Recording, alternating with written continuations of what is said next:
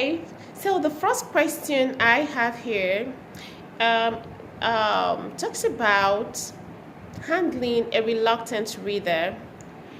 And some time ago, I had this reader, a black student from Spain, who was reluctant to join my class to participate. So what I did was I applauded him for being part of the class, for wanting to read better. And when I was done with that, I gave him the power of choice. What do I mean by this? I was able to make him understand that he could actually make his own choice, get his own book, and we could read together. And I think that worked for me because at the end of the day, he was able to participate in the class.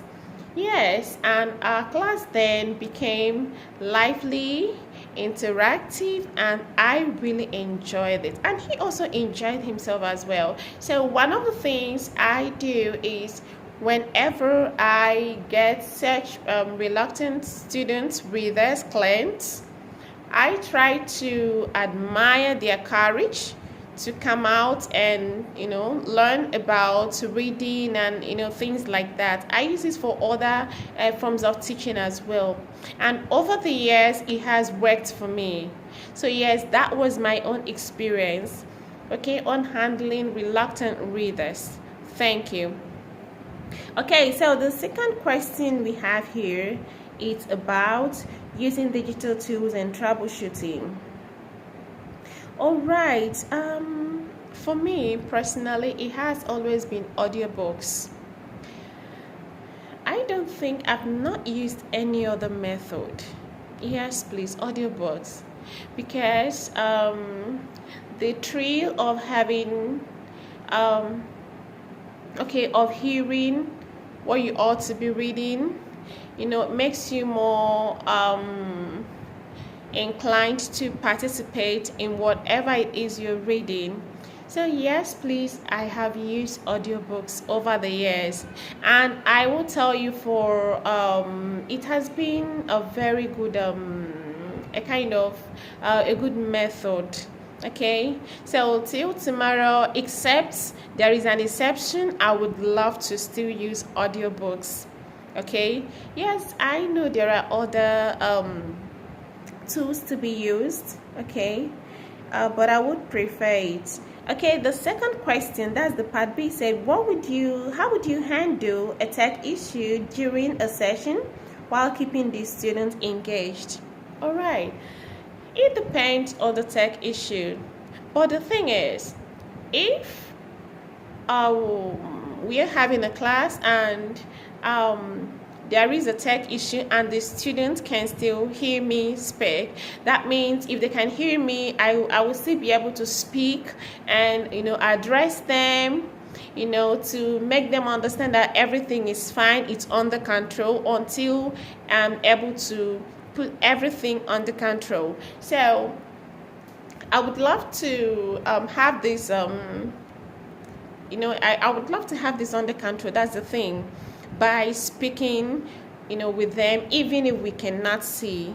Okay, because I'm trying to assume here that the problem might be maybe visual, so we can use audio while trying to rectify it. And if it's an audio tech issue, we can use visual. I can make gestures like, hey, hello, just hold on, everything is fine, and things like that. So those are the things. Now, building connection and managing disengagement. Okay, how do you build rapport with students in a virtual setting? And what would you do if a student became disengaged or frustrated during a lesson? Okay, the thing is, during a lesson, we use so many methods. Usually, what causes boredom is lack of interaction during lessons and classes. Because if I talk, you respond, you ask questions, and I respond, you will not get bored. Exactly. So what I do is, I try as much as I can to make my classes interactive. It's not one person handling the class, teaching, doing. No, I ask questions. We talk about different topics. I make the whole thing seem interesting and captivating for my students. So I won't talk less of the place of engagement, through interaction. My classes are usually interactive. I think that's one of the good things, about being a teacher grounded in English and literature, because literature makes you talk more, relate more, dramatize and everything during classes. So during my classes, I dramatize, I make gestures, everything. So one of the things that cuts it for me is interaction. All right, the last question: adapting for diverse learning needs. How do you adapt your approach for students of different reading levels or learning needs to ensure all students feel supported and valued? All right, depending on the student's ability, I might have to be the one to read out, for those that are not yet there, that are not able to do it for themselves.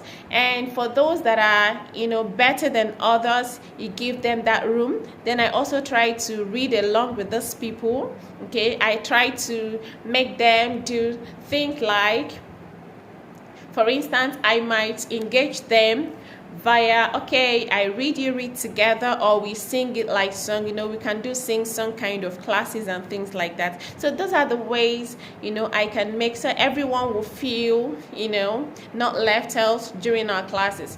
So having said this, I believe, it is okay. All right, thank you. Bye-bye.